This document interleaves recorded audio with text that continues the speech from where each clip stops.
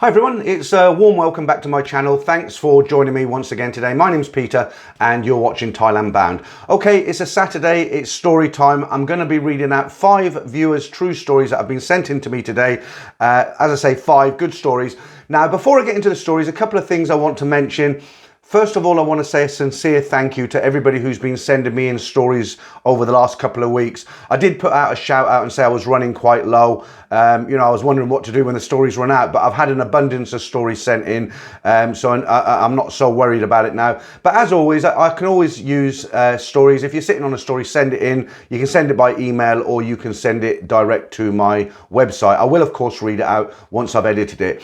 The second thing I'd like to mention is I've had a few guys write to me this week and say that they prefer the longer stories. The shorter ones are kind of hard to get into. And actually myself personally, when I'm reading them, I do like the longer stories because you can really build a picture in your mind and you can actually put yourself in that story, and they're much more interesting when you can get enrolled into the story. The short ones, you just start to get into them and then it ends. But guys have taken the trouble to write them, or girls, so I do read them out. On a couple of occasions I have had to say to guys, look, this story is far too short, I can't use it. You can lengthen it, as it were, then I might be able to read it. Some people get a bit funny because they feel a little bit insulted, but at the end of the day, Saturdays is story time, and if a story is too short and people can't get into it, then it's not going to be very interesting. But if you have sent stories in, thank you very much.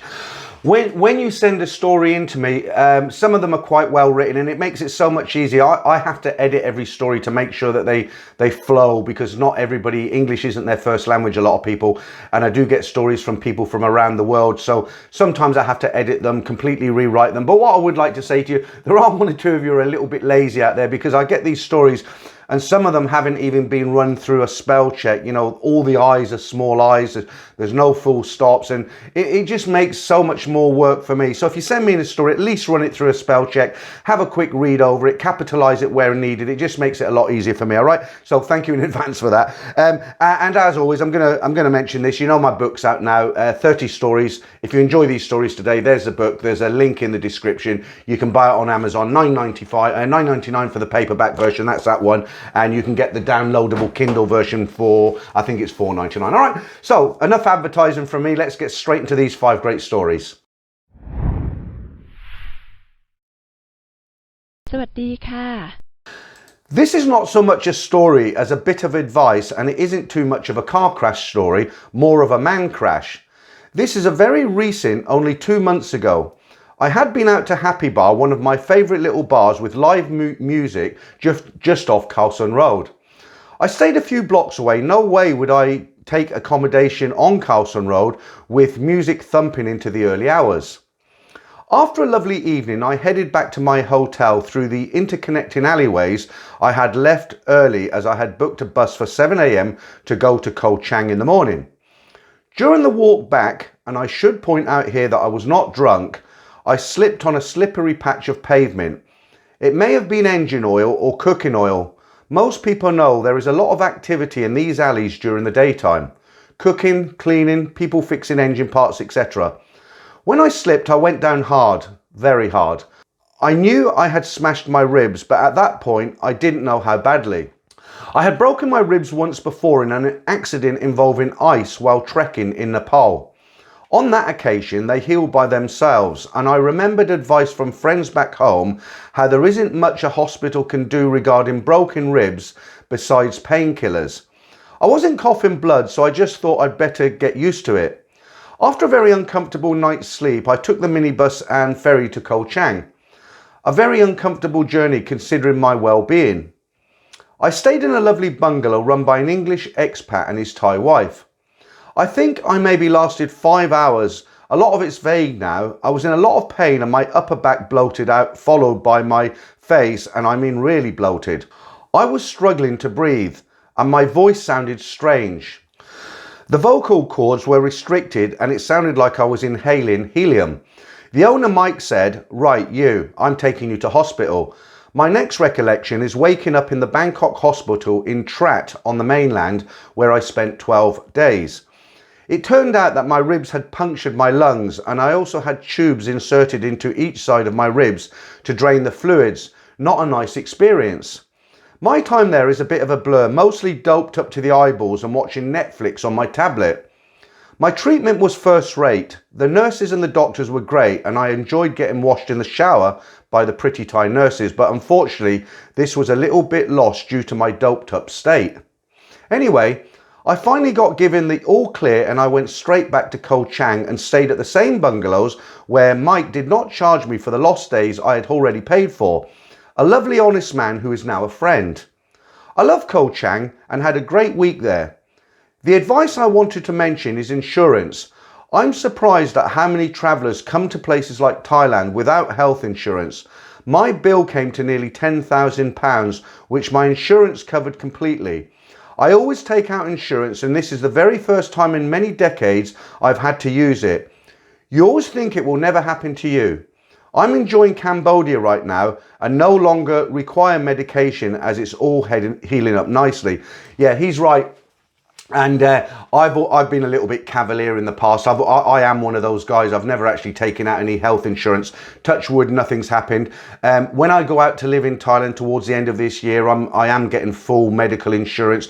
You know, the hospitals in Thailand, they're very, very good. They're first rate, but they are a business. And, you know, when you go into a hospital, the first thing they'll want is to see your insurance card. If you haven't got an insurance card, they will bring an ATM machine next to a portable ATM machine next to your bed. They'll want a credit card. Okay, so yeah, good advice there. Go for the health insurance. You never know, it could be you. This is one of those stories. It's one of those back in time stories from a military guy. It's quite a nice little story. Let's see what you think of this one.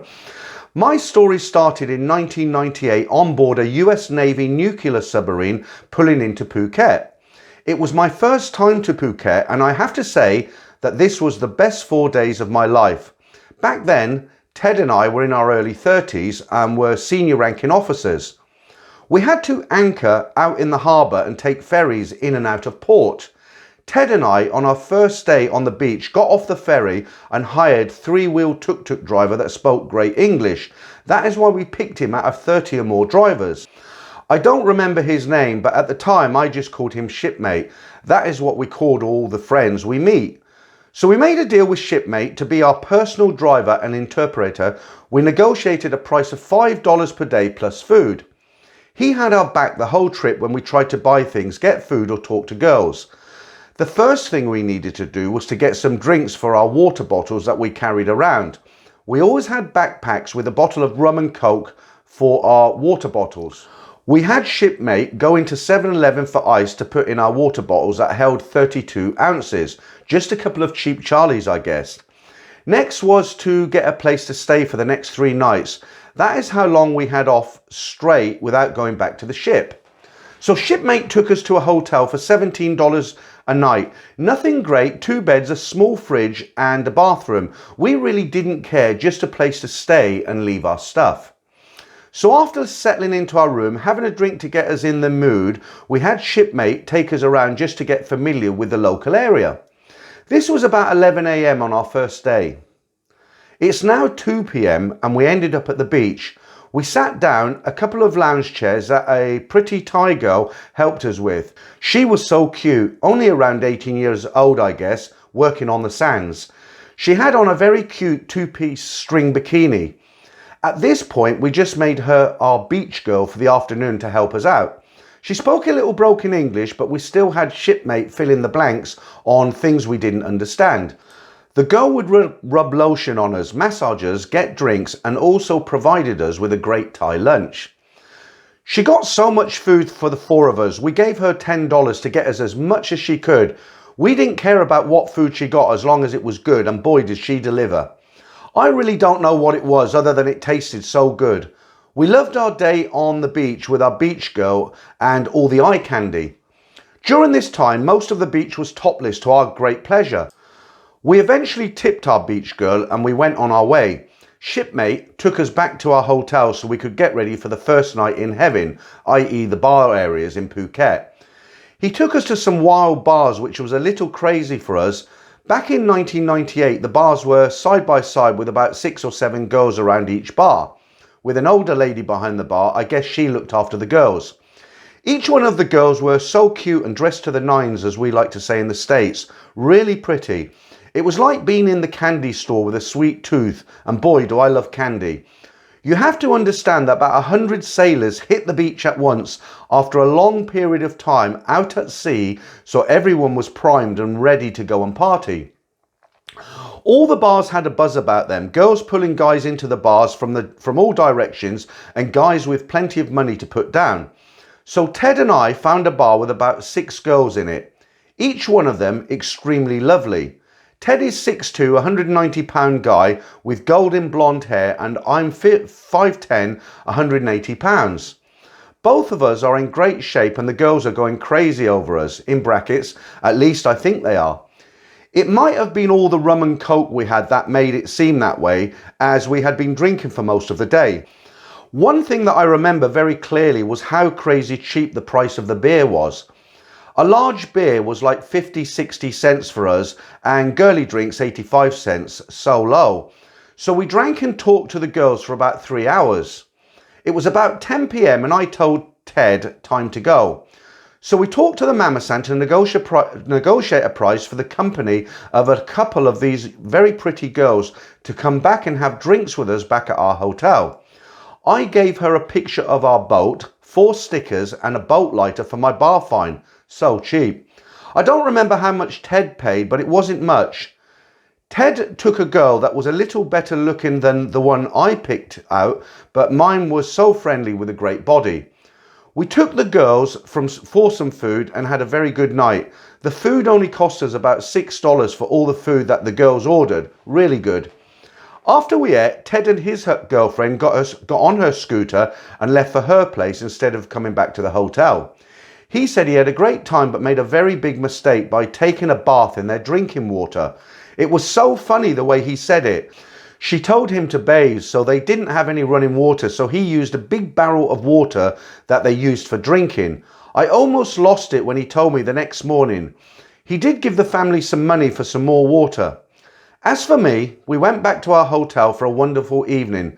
The next morning I said goodbye to my girl with a kiss, and after she left, Ted came back and told me his story about last night, and our day started all over again. Needless to say, our first day and night in port was the best day of our 6-month deployment on the ship.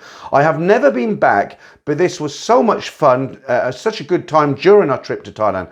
Many more stories over the 4-day period with me, Ted and shipmate, our driver. I hope your viewers enjoyed this story, and I might send some more in the future. So there you go. I like those kind of stories about the old military guys, good memories. Right, let's not waste time. Let's jump straight into the next story because it is a very, very short one. My Thai wife, I will call her Wana, and I travelled to the Golden Triangle with my wife's sister and her husband in October 2018.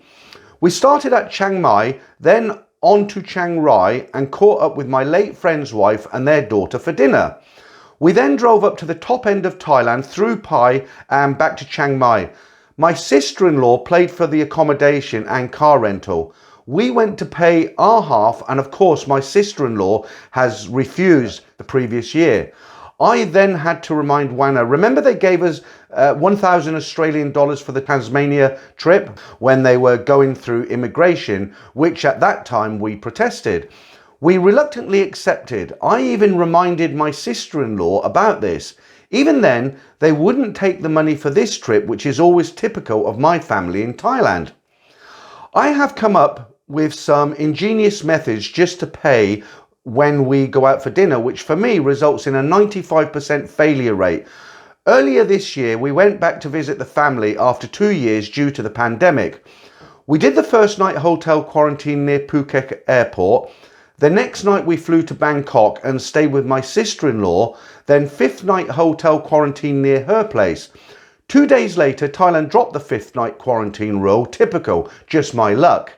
The next day we drove to Phetchabun to catch up with the rest of the family and my mother-in-law. We then did a 4-night road trip with my mother-in-law to Isan and back to Phetchabun. Then back to Bangkok for a few days. Then I flew down to Phuket for 5 nights to catch up with old friends in Patong. Then back, are you keeping up with this, guys? Then back to Melbourne, pronounced Melbourne. Wana stayed another 2 weeks with family. In ending, never stereotype ties of being the same. You hear of the usual horror stories because they are not in my case. Anyway, I have a very genuine wife and family, and if you meet the right girl, normally her extended family are very friendly and decent and will extend this to you. Yeah, it's always a big mistake to assume that all Thais are sort of money grabbing scammers. It's not true. Most of them aren't. Most of them are very, very honest. But I was getting a little bit tongue twisted, that story. It was kind of almost an encyclopedia of a journey around Thailand. But there you go. Good little story. Okay, we're going to jump straight into story number 4 now. Now, I like this story. This is the longest story, and I think you'll find this quite interesting because it's always wrong to assume. You'll understand what I mean by that by the end of this story, but this is told by somebody from a different culture, and I'm just going to get into it, and I think it's a great story. See what you think of this one, guys. I'm from India and went to Thailand for the first time in 2018. I was just 26 years old at the time. I'm a civil engineer by trade and I earn quite decent money. I decided to go to Thailand for a couple of weeks, so started watching some Indian YouTubers and picked up quite a few tips before travelling to the kingdom. I had always taken vacations around India, and while some parts of India are extremely beautiful, it can get a bit boring. So a friend who had been to Thailand suggested that I take a trip to the kingdom. I was young and adventurous, and hey, why not? As I have already mentioned, I watched a lot of YouTube videos, especially on videos about scams in Thailand, so I thought I was thoroughly prepared and wouldn't get scammed. You know the sort of videos, 10 things not to do in Thailand, 20 scams to watch out for in Thailand, and the usual sort of videos people watch before travelling. So the day finally arrived for my trip to Thailand. I should mention at this point that I was travelling alone and I was quite nervous as it was the first time out of India. I met a bunch of Indian guys at Bangkok airport and they couldn't believe I had travelled alone. They asked me why I hadn't come along with friends. I guess they couldn't understand some people just like to do stuff by themselves. One thing I've never heard you talk about, Peter, is the immigration asking how much money you have on you when you arrive. They asked me. Luckily, I had a couple of thousand US dollars on me and some emergency money tucked away. The immigration officer told me that I must have at least 20,000 baht with me to enter Thailand alone or 40,000 baht for a family. In the end, he let me in and I had enough money with me, but I just hadn't expected to be asked how much money I had with me. As said, I have never heard anything about this before. I totally understand why the immigration asks some people and not everybody about the amount of cash they are carrying, because I have heard of Indians entering Thailand on tourist visas and then staying and working illegally. I'm pretty sure this is not a racist thing, it's just that the Thais are ensuring people do not stay in the country illegally. After leaving the airport, I jumped in a taxi and headed to my hotel, which was located on Sukhumvit. It was about 4 p.m. by now, so after checking in, I threw down my bags, took a quick shower and decided to explore the area. After a bit of a walk around, I grabbed some little beer from the local 7-Eleven and headed back to my room to relax until about 9 p.m. when I decided to head out to Nana Plaza, which I'd heard so much about and I watched a lot of videos about back in India. I took a tuk-tuk. The guy charged me 250 baht. I was told later the trip should have cost me around 40 to 50 baht. I couldn't believe it. I had been scammed on my first day. I had better be more careful, I thought to myself, as this was only the first day. I eventually entered Nana Plaza and I couldn't believe my eyes. Lots of neon and hundreds of pretty girls everywhere. Everywhere appeared to be very friendly, asking me to come into their bars. I entered a bar I liked the look of. I can't remember the name of it. I was shown to a table and I ordered a beer. Looking around this go-go bar for the first time, I couldn't believe it. I thought I'd died and gone to heaven. So many stunning girls. Anyway, eventually I was approached by one of the girls who I invited to sit with me and I bought her a ladies' drink. Her name was Napa. Strange name, I thought. It's amazing how easily you can be caught out. After watching all those YouTube videos, again, I'm scammed. I bought her 5 or 6 ladies' drinks and I only had 3 beers. I guess I was under the spell of Nana Plaza and what was on offer. Napa asked me, "Where are you staying?" I told her the name of the hotel where I was staying in on Sukhumvit. She told me, "If you pay my bar fine, I can come back with you to your hotel if you like, but I can also show you round if this is your first time to Thailand." By this time, I was fairly drunk because I was an occasional drinker and not used to alcohol. I paid the bar fine to take Napa out. From recollection, I think it was about 700 baht. Napa took me for some street food where we had chicken and rice. We have a similar dishes in India, but something didn't feel right as I ate, so I stopped eating. No bad experiences on this night really. In fact, I had a fantastic aerobics session with Napa that night and the same again in the morning. I was actually extremely lucky because I was very drunk and fell asleep with my wallet on the nightstand and all my valuables laying around, but nothing was missing when Napa left in the morning. On the second night out, it's pretty much started the same as the first. However, I was not going to get away with such a great night that I'd had the night before. Same routine as last night, but this night when entering the hotel with yet another new friend from Nana Plaza, a strange thing happened. The reception staff asked her for her ID. They were about to tell me something when she cut them off so that they couldn't speak. What was she hiding? When back in the room, I was in for the shock of my life. My new friend takes a shower. So far, so good. Then I see it. Yes, it. Oh my God, how could I have got it so wrong? I tell her/him, look, I'm sorry, I made a mistake. I didn't know you were a ladyboy. I'm only into girls. I'll give you some money for your time, but I would like you to leave, please. She flies into a rage like I've just said the most insulting thing she has ever heard in her life. After about 15 minutes of ranting loudly, she finally calmed down. She demanded 5,000 baht plus another 200 baht for a taxi. I was in a desperate situation. I just wanted her out of my room. I knew I was getting scammed, but I gave her the 5,000 baht and the 200 for the taxi just to get her out of the room. I couldn't believe it when after I had paid her, she turned around and said, I've enjoyed your company. I'd love to meet you tomorrow. Yeah, right, like I was going to take her up on the offer. Anyway, this experience shook me up a little bit and I was a little bit paranoid about her knocking on my door the following day. I was supposed to stay in Bangkok for the 3 nights but decided to check out in the morning and head down to Pattaya. I arrived in Pattaya and checked into the Sunshine Hotel. I went out to eat and had a terrific meal on Soi 8. The food was really good. In India, we use a lot of sunflower oil, coconut and mustard, but in Thailand, they use fish oil a lot. The smell of the fish oil stopped me eating a lot of different dishes because I didn't like the smell. One thing that really surprised me after lunch when I was walking along the beach road was the sight of so many Indians in Pattaya, much more than in Bangkok. I pretty much kept to my own company. I eventually ended up back on Soi 8 and decided to have a drink. Almost immediately, a pretty girl came up to me and said, "Are you Indian?" I said, "Yes." She said, "Oh, I really like India." It sounded like she was reading from a script. That said, she was a really nice looking girl, so I offered her a ladies' drink and started to chat with her. She told me her name was May. That's M-A-I. This was a nice change as I was still in shock from the night before and my experience with a ladyboy in my room in Bangkok.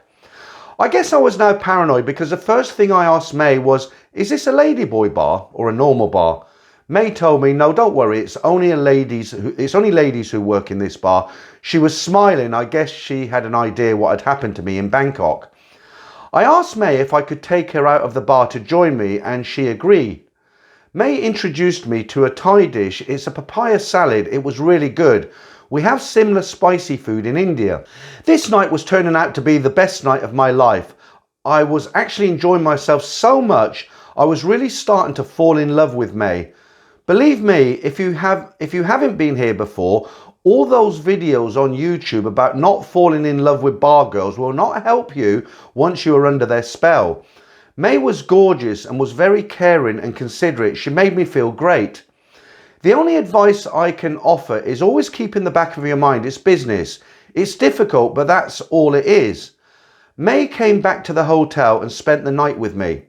I was pretty sure she would be off at dawn, but to my surprise, she didn't even ask me for any money and she was still asleep. I'm an early riser. I normally get up about 7 a.m, so I went off and brought us breakfast back to the room for the both of us. After we ate breakfast, May told me that she needed to go back to her room to change her clothes, but she would be back at 1 p.m. if I wanted her to, so I agreed. May texted me from her room and asked me what I wanted to do today. I said I would just like to explore Pattaya as a tourist. May said, okay, let's rent a motor scooter and we can get around easier. There was a bit of a damper on the day as we were stopped by the police and they wanted to see my documents. Unsatisfied with what I produced, the policeman wanted 500 baht, which I gave him so we could get on our way. This was where another strange thing took place. I basically just paid a bribe to this policeman, and after taking the money, he started asking me about Indian actors and we had a discussion about Bollywood movies. Really weird. Apart from this incident, we had a really nice day together. May genuinely looked as if she enjoyed my company and she enjoyed our time together. At the end of the day, while eating dinner together, May asked me if I wanted her to stay with me again tonight. I really liked May. She had a really kind nature and was great company. I threw caution to the wind and I said, no, I don't want you to come back to my room tonight. I want you to stay with me for the entire week. The smile that appeared on May's face was incredible. She looked so happy. May still hadn't asked me for any money, but she did go on to explain to me that if she was going to leave the bar for a week, then I would have to pay her nightly bar fine. She went on to say, don't worry, I'll pay it when I go back to the bar. You can pay it on the last day, to which I agreed. May and I had a wonderful week together. It's some of the best memories I have. I really had strong feelings towards May by now. As I said, I know it's business, but I really hope that May thought I was a decent guy and had at least some genuine feelings towards me. I suppose I'll never really know. On the last day, May came to the airport with me. She was crying. Before I went through the gate, I gave May 8,000 baht. She still hadn't asked me for any money and had been with me all week. I was more than happy to give her the 8,000. When I was back home in India, May messaged me quite often, which I enjoyed. She never did ask for money when she sent me messages. I went on to meet May 2 more times while visiting Pattaya on further trips. We really were great friends at this point. However, the pandemic struck and I couldn't get back to Thailand. For the first time ever, May asked me for 4,000 baht as she was desperate for cash. Nobody in Pattaya was making any money. I didn't hesitate. I was more than happy to help her out. She told me she would pay me back, but I told her I didn't want it back. I just was happy to help her. May has now moved to Phuket. She never really liked the Pattaya bar scene. I'm due to meet May again in August. I'm really looking forward to getting back to Thailand and seeing her. So that's my story. Probably not the most exciting story you've ever read out, but I thought some guys might enjoy a story from a guy who visits Thailand from a different culture. I have already said that I'm an Indian guy. Honestly speaking, I feel ashamed sometimes when I see how some of the groups of Indians treat the girls in Pattaya. It's very disappointing to witness. I have spoken to Thai bar girls about it. Some have told me they are afraid of Indian men. Such a shame that the few ruin it for the rest of us. I treat all Thai people with the greatest respect. My last trip to Pattaya was just before the pandemic. I met an Indian guy who sells suits to Farangs, but he's actually from India and not born in Thailand. I asked him why he was in Pattaya selling suits. He told me that he came on holiday in 2012, fell in love with a bar girl and ended up getting a job in a hotel. The girl eventually dumped him due to his lack of finances. He then lost his job. Luckily for him, his family back in India made a phone call to the guy who owns the suit shop and he was able to get a job for a small salary, but he is surviving. Indians on holiday to Pattaya go to 2 main clubs. One is called Ras and the other is Tony's. You'll find them full of Indian customers. The freelancers in these clubs really do think we're stupid. They were asking between 8,000 and 12,000 baht. Personally, I'm not really into these kind of clubs. I prefer the open beer bars along the beach road. I have met groups of Indian guys in Pattaya. Now what I can tell you is this, they definitely don't like to pay bar fines. They prefer the soapy massage shops and they also like to approach freelancers for their entertainment. The most important thing you guys should know that those Indian groups you see where 10 to 15 people are roaming around are mostly company employees who come on a company sponsored trip from India.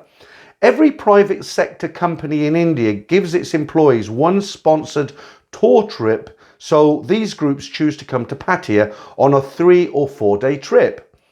My experience in Thailand has shown me that there is some racism towards Indian people, but then I guess some of it is understandable. However, some people just speak their minds. Here's an example.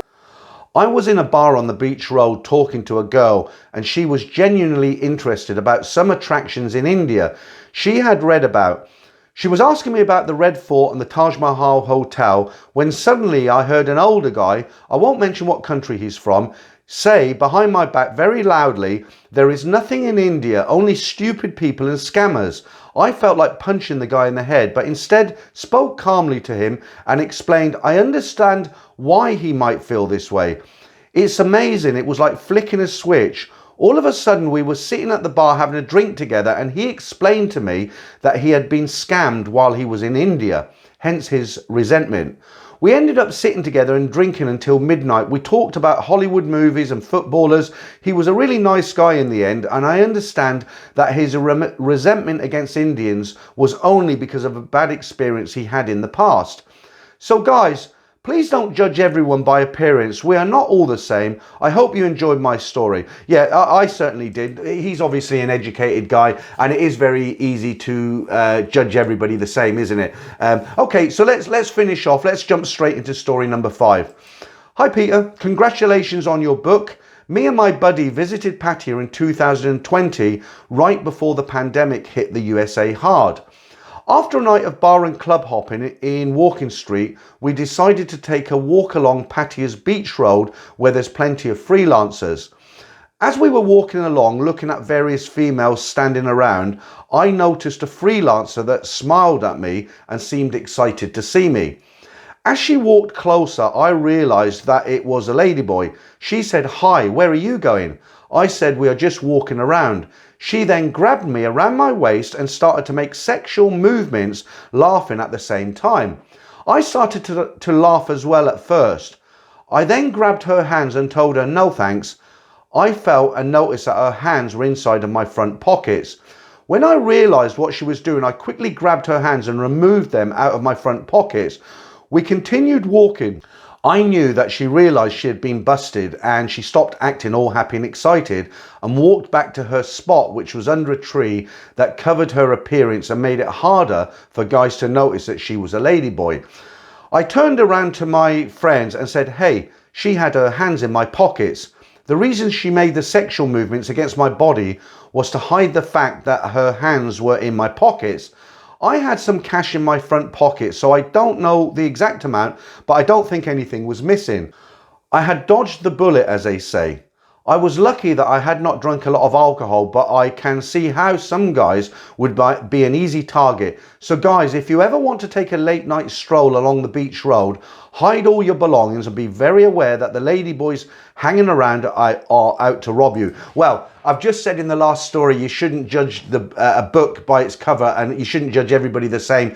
But unfortunately with ladyboys in Pattaya, probably not all of them, but a lot of them, you know, they want big money for operations. You know, they have boob jobs, they have shaving down of the Adam's apple rather, and they just need a lot of money. And a lot of them are out to get that money any way they can. And unfortunately, a drunk tourist can be a very easy target. The ladyboys, they are, a lot of them do that. So just be very, very careful, guys, when you're out and about. If you're out late at night and you want to take a walk along the beach road, maybe take the majority of your money and stick it in your shoe or in your sock or something like that. All right. Okay guys, before I leave today, just another reminder, if you enjoy these stories, I have got a book out now. There is a link in the description. I won't say anything more than that. I'll be back on Friday for the live stream, and of course there will be some more stories next Saturday. Thanks again for watching my video, and I'll see you all soon.